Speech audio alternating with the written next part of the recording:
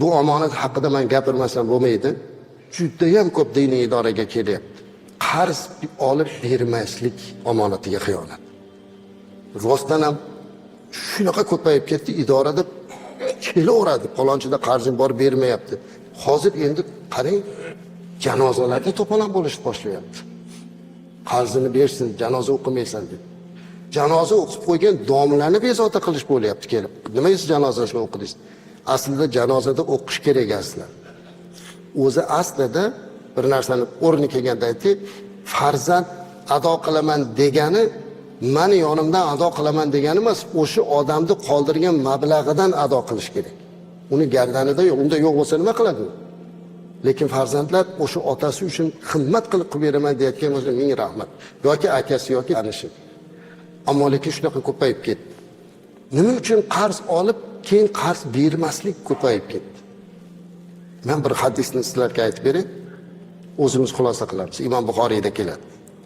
Kim bir odamdan qarz olayotganda niyat qilsaki, men shu qarzimni olyapman, Alloh yordam bersa shu qarzimni uzaman desa, Alloh o'sha odamni qarzini uzishga muvaffaq qilib qo'yadi.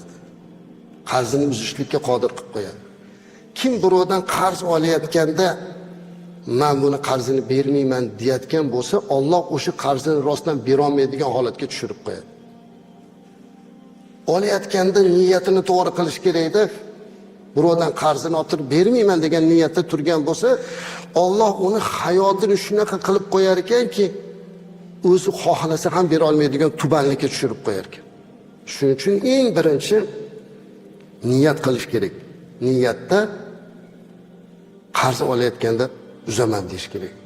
To'g'risini aytadigan bo'lsam, qarz berishdan hamma qo'rqib qoldi. Qarz so'rasa bahona qiladi. Yolg'on paydo qilishga majbur bo'ladi. Yo'q pulim deydi. Iloji yo'q deydi. Qarz so'ragan odamdan qochadi. Nima uchun? Chunki mana shu xiyonat ko'payganida. Payg'ambarimiz alayhisalomning yana bir hadislari bor. Imom Abu Dovudda keladi. Inna a'zama zunubi indalloh deyaptilar Payg'ambarimiz alayhisalom.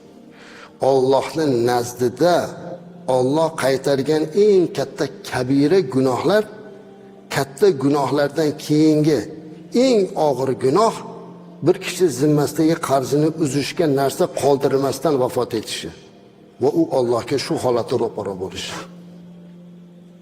Qarzi bor. O'sha qarzini ado qilishlik uchun bir narsa qoldirmasdan o'lib ketyapti, Allohning huzuriga ro'para bo'lyapti. Katta gunohlardan keyingi eng katta gunoh deyapti. O'limni o'ylagan odam birovning haqqidan qo'rqadi. Shuning uchun birovdan oldi berdi qilgan bo'lsak, uzaylik aslar. Qarz berishdan to'xtamang. Qarz bering. Bir musulmon muhtoj bo'lsa bering, o'rgataylik.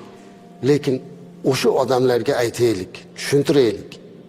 Haligi bir latifadan bo'lmasin. Kelsa qarz so'rasa, qo'limni o'psangiz beraman debdi. Qanaqa qarz so'rasa qo'lingizni o'pib turasizmi desa, keyin men uni olish uchun sana oyog'ingni o'paman-da debdi. Xuddi shunaqa bo'lmaslik kerak. Qarz bo'yicha qattiq turish kerak, o'rgatish kerak. Lekin qarz berishni to'xtatib qo'ymaslik kerak aslida. Bir odam sahroda ketayotsa, bitta odam yotib qopti, suvsizlikdan o'lay deb qopti. Bir odam otda kelib, bu nima ahvol deb tushib, haligiga yordam berib, suv ichirib, boshqa qilib, birodar yaxshimisiz? Ha, yaxshiman. O'ziga keltirib yuring, men otimga olib ketaman desa, meni olmasa mindirib qo'yasizmi deb haligini yaxshilik qilib minsa, otini olib qochib ketibdi, o'g'ri ekan. Haligi pastda yotgan odam, "Men to'xta" debdi. "Sendan iltimos" debdi. "Bu qilgan ishingni hech kimga aytmagin" debdi.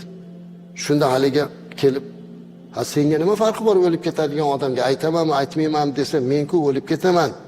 Lekin sen buni odamlarga aytsang, keyin cho'lda shunaqa bo'lib qo'yganga odamlar yordam bermay qo'yadi" deb. Qarang, qarzni xiyonat qilayotgan bo'lsa, boshqalarni qarz berishdan to'xtatyapti. Kimgadir yaxshilik qilishlikdan to'xtatishga sabab bo'lyapti. Shuning uchun omonat bu azizlar.